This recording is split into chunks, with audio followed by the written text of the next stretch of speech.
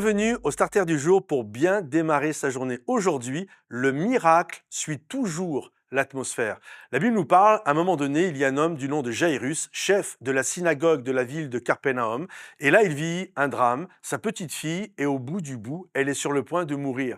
Et là, il va aller voir Jésus parce qu'il a entendu, il sait que Jésus guérit les malades. Alors il va se frayer un chemin, il va aller voir Jésus et il va lui dire, ma petite fille est sur le point de mourir, elle est au bout du bout. Et là, il réussit à attirer l'attention de Jésus pour que Jésus vienne chez lui, dans sa maison, pour prier pour la petite fille. Et en chemin, Jésus va se faire arrêter par une femme atteinte d'une perte de sang depuis 12 ans. Et là, lorsque cette femme va le toucher, Jésus va sentir qu'une force est sortie de lui-même. Et il va dire, quelqu'un m'a touché. Et là, il va voir cette femme tremblante et il va lui dire cette phrase puissante, ma fille, ta foi t'a sauvé. Imaginez Jairus. Certainement qu'à ce moment-là, sa foi est au max du max. Il y a quelque chose d'extraordinaire. Il y a une atmosphère de joie. Il y a une atmosphère de miracle qui est là. Jairus se dit, je tiens le bon. Je tiens cet homme qui va être capable de guérir ma petite fille. Et il est dans une joie extraordinaire. Et là, ok, on continue le chemin. Ah, génial, la femme qui a été guérie, mais maintenant c'est au tour de ma petite fille.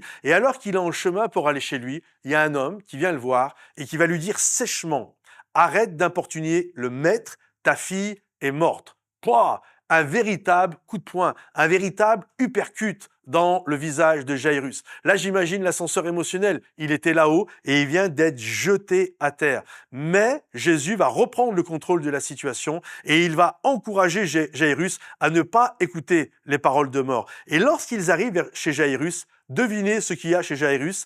Il y a des personnes professionnelles pour pleurer. On appelle ça des pleureuses. Littéralement, pour regarder en hébreu, c'est exceptionnel. Le mot pleureuse se dit les alala. En fait, il y avait les alala à la maison. Vous savez, les alala, ça va pas. Alala, je sais pas ce qui se passe. Alala. Bref, il y avait plein de alala. Et vous savez ce que Jésus a fait?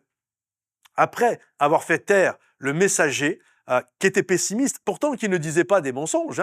La fille était morte et Jésus est bien le maître. Mais cet homme, comme bien souvent les pessimistes, ce qu'ils disent est vrai. C'est juste qu'ils oublient plein de choses. Par exemple, Jésus est bien le maître, la fille était bien morte, mais il avait oublié que Jésus guérit les malades et qu'il ressuscite les morts. C'est bien souvent ça le problème. Et donc Jésus le fait taire. Ensuite, il va dire, les alala, vous partez tous de la maison. Comprenez ceci, Jésus a changé l'atmosphère.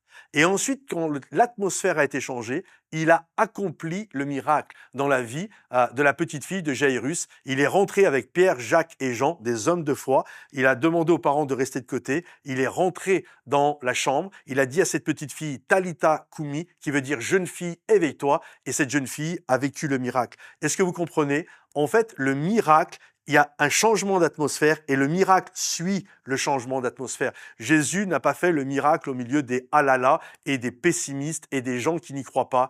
Il a fait taire tout ça et une fois que l'atmosphère était bonne, propice à la foi, il a accompli le miracle. Alors fais taire les alala autour de toi, fais taire le pessimisme dans ta tête et crois que ton Dieu est capable d'accomplir le miracle. Que Dieu te bénisse. Si ce message t'a encouragé, pense à t'abonner à notre chaîne YouTube, à liker, partager, commenter. Et à bientôt les amis. Bye bye.